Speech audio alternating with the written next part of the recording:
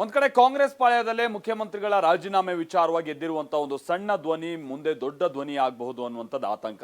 ಮತ್ತೊಂದ್ ಕಡೆ ಬಿಜೆಪಿ ಶತಾಯಗತಾಯ ಮುಖ್ಯಮಂತ್ರಿಗಳ ರಾಜೀನಾಮೆ ಪಡಿಲೇಬೇಕು ಅನ್ನುವಂಥ ನಿಟ್ಟಿನಲ್ಲಿ ತನ್ನ ಒತ್ತಡವನ್ನ ಮುಂದುವರಿಸಿದೆ. ಅದರಲ್ಲೂ ಕೂಡ ಇವತ್ತು ರಾಜ್ಯಾದ್ಯಂತ ಪ್ರತಿಭಟನೆ ನಡೆಯಿತು. ಒಂದು ಹೆಜ್ಜೆ ಮುಂದೋಗಿ ವಿಧಾನಸೌಧದ ಬಳಿ ಇರುವಂತ ಗಾಂಧಿ ಪ್ರತಿಮೆ ಎದುರು ಪ್ರತಿಭಟನೆಯನ್ನ ಕೂಡ ನಡೆಸಲಾಯಿತು.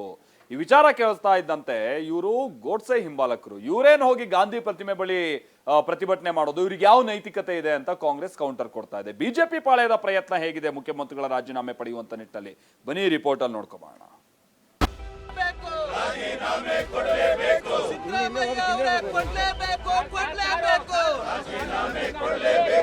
ಅವತ್ತು ಜನಾರ್ದನ್ ರೆಡ್ಡಿ ರಾಜೀನಾಮೆ ಕೊಡಬೇಕು, ತನಿಖೆ ಎದುರಿಸಬೇಕು, ಜೈಲಿಗೆ ಹೋಗ್ಬೇಕು.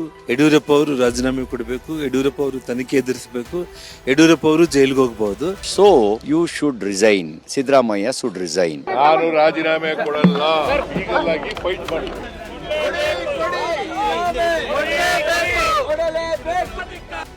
ಒಂದ್ ಕಡೆ ಸಿದ್ದರಾಮಯ್ಯ ರಾಜೀನಾಮೆ ಕೊಡಲ್ಲ ಅಂತ ಪಟ್ಟು ಹಿಡಿದಿದ್ರೆ, ಇತ್ತ ಕೊಡ್ಲೇಬೇಕು ಸಿಎಂ ಸಿದ್ದರಾಮಯ್ಯ ರಾಜೀನಾಮೆ ಕೊಡ್ಲೇಬೇಕು ಅಂತ ಬಿಜೆಪಿ ನಾಯಕರು ಮತ್ತೊಂದು ಸಮರವನ್ನೇ ಸಾರಿದ್ರು.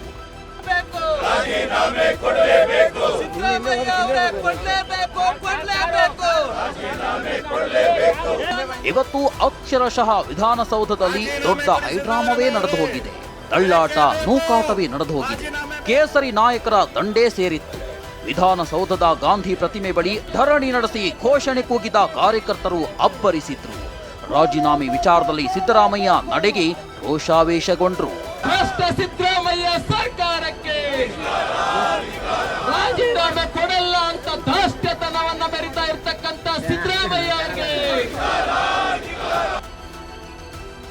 ಸಿಎಂ ಸಿದ್ದರಾಮಯ್ಯ ರಾಜೀನಾಮೆಗೆ ಕೇಸರಿ ಪಡೆ ಆಗ್ರಹ. ವಿಧಾನಸೌಧಕ್ಕೆ ಮುತ್ತಿಗೆಗೆ ಯತ್ನ, ದೊಡ್ಡ ಹೈಡ್ರಾಮಾ.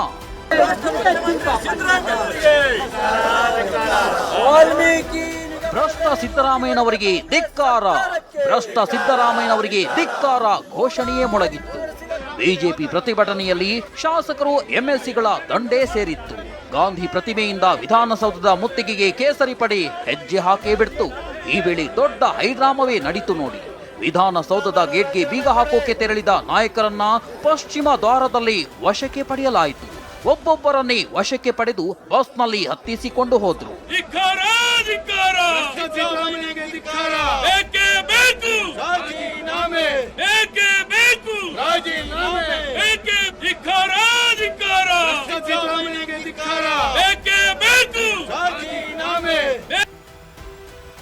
ಕರ್ಮ ರಿಟರ್ನ್ ಆಗಿದೆ ಎಂದ ಶಾಸಕ ಜನಾರ್ದನ ರೆಡ್ಡಿ. ಪ್ರತಿಯೊಂದು ಸಂದರ್ಭದಲ್ಲಿ ಕೂಡ 40 ವರ್ಷದ ರಾಜಕೀಯ ಕರ್ಮಗಳೇ ಸಿದ್ದರಾಮಯ್ಯರನ್ನ ಹಿಂಬಾಲಿಸಿದೆ ಅಂತ ಶಾಸಕ ಜನಾರ್ದನ ರೆಡ್ಡಿ ತಮ್ಮ ಆಕ್ರೋಶ ಹೊರಹಾಕಿದ್ರು. ಅಂದು ಬಳ್ಳಾರಿ ಪಾದಯಾತ್ರೆ ಮೂಲಕ ನನ್ನ ಹಾಗೂ ಯಡಿಯೂರಪ್ಪ ರಾಜೀನಾಮೆ ಕೇಳಿದ್ರು. ಇದೀಗ ಕರ್ಮ ರಿಟರ್ನ್ ಆಗಿದೆ ಅಂದ್ರು. ಅವತ್ತು ಜನಾರ್ದನ್ ರೆಡ್ಡಿ ರಾಜೀನಾಮೆ ಕೊಡಬೇಕು, ತನಿಖೆ ಎದುರಿಸಬೇಕು, ಜೈಲಿಗೆ ಹೋಗ್ಬೇಕು. ಯಡಿಯೂರಪ್ಪ ಅವರು ರಾಜೀನಾಮೆ ಕೊಡಬೇಕು, ಯಡಿಯೂರಪ್ಪ ಅವರು ತನಿಖೆ ಎದುರಿಸಬೇಕು, ಯಡಿಯೂರಪ್ಪ ಅವರು ಜೈಲಿಗೆ ಹೋಗಬಹುದು. ಸಿದ್ದರಾಮಯ್ಯ ಮಾತ್ರ ಹೈಕೋರ್ಟ್ ಆರ್ಡರ್ ಆದ್ರೆ ಅದು ನಿಮಗೆ ಲೆಕ್ಕಕ್ಕಿಲ್ಲ. 100ಕ್ಕೆ 100 ಅವ್ರು ಮಾಡಿಕೊಂಡಿರೋ ಎಲ್ಲ 40 ವರ್ಷದ ರಾಜಕೀಯದಲ್ಲಿ ಕೆಟ್ಟ ಕರ್ಮಗಳು ಇವತ್ತು ಅವರು ಹಿಂಬಾಲಿಸಿದೆ. ಆ ಕೆಟ್ಟ ಕರ್ಮ ಅವ್ರನ್ನ ಫೇಸ್ ಮಾಡೋದಕ್ಕೆ ಇವತ್ತು ಪ್ರಾರಂಭ ಆಗಿದೆ. ಆರ್ ಅಶೋಕ್ ಮಾತನಾಡಿ, ರಾಜೀನಾಮೆ ಕೊಡ್ಲಿಲ್ಲ ಅಂದ್ರೆ ನಿಮ್ಮ ಪಕ್ಷದಲ್ಲೇ ದಂಗೆ ಹೇಳ್ತಾರೆ, ಕೂಡಲೇ ರಾಜೀನಾಮೆ ಕೊಡಿ ಅಂತ ಆಗ್ರಹ ಮಾಡಿದ್ರು. ಈಗ 7 ಜನ ಕಾತಿದ್ದಾರೆ.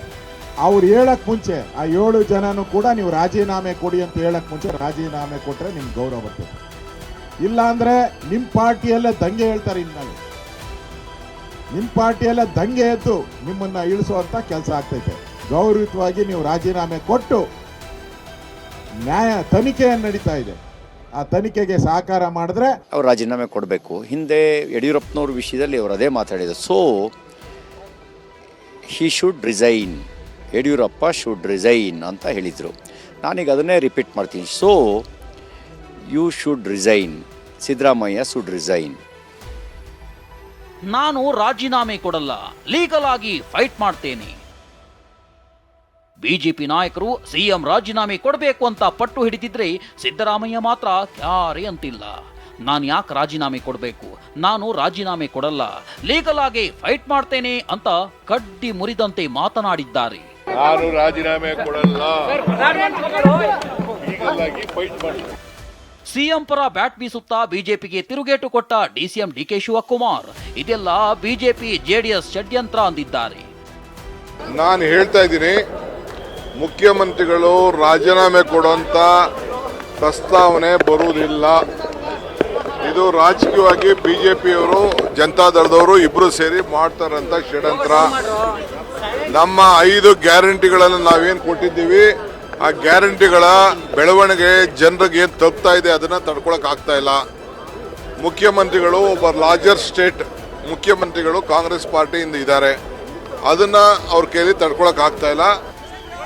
ಬಿಜೆಪಿ ಪ್ರತಿಭಟನೆಗೆ ಟಾಂಗ್ ಕೊಟ್ಟಿರೋ ಸಚಿವರು ಅವರು ಪ್ರತಿಭಟನೆ ಮಾಡಲಿ, ನಮ್ಮ ಕಾನೂನು ಹೋರಾಟ ಮುಂದುವರಿಯುತ್ತೆ ಅಂದಿದ್ದಾರೆ.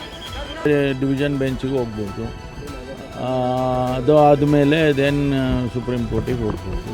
ಈ ಥರ ಆಪ್ಷನ್ಸ್ಗಳಿದ್ದಾವೆ, ಅದನ್ನೆಲ್ಲ ಎಕ್ಸಾಮಿನ್ ಮಾಡಿ ಅಂತಿಮವಾಗಿ ಒಂದು ತೀರ್ಮಾನವನ್ನು ತಗೊಳ್ತೀವಿ. ಮುಖ್ಯಮಂತ್ರಿಗಳ ನೈತಿಕತೆಯನ್ನು ಪ್ರಶ್ನೆ ಮಾಡೋದಕ್ಕೆ ನೈತಿಕತೆ ಇಲ್ಲದೇ ಇರೋರಿಗೆ ಯಾವುದೇ ನೈತಿಕತೆ ಇಲ್ಲ. ಯಾಕಂದರೆ ಯಾರ್ಯಾರು ಕೇಳ್ತಿದ್ದಾರೆ ಅವರು ಅವ್ರ ಇನ್ನರ್ ಕಾನ್ಷಿಯಸ್ನ ಕೇಳ್ಕೋಬೇಕು. ಬಿಜೆಪಿಯವರು ಈಗ ಪ್ರೊಟೆಸ್ಟ್ ಮಾಡ್ತಾ ಇದ್ದಾರೆ, ವಿಧಾನಸೌಧಕ್ಕೆ ಬೀಗ ಹಾಕ್ತೀವಿ ಅಂತ. ಇಲ್ಲ, ಹಾಕ್ಲಿ, ಎಲ್ಲರಿಗೂ as per law we will ಒಳಗೆ ಹಾಕೋಣ ಅಂತೆ. ಇರಲಿ ದರ್ಶನ್ ಜೊತೆ ಒಳಗಡೆ ಅವರು.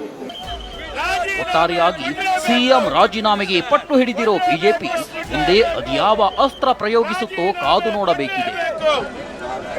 Bureau report, TV9.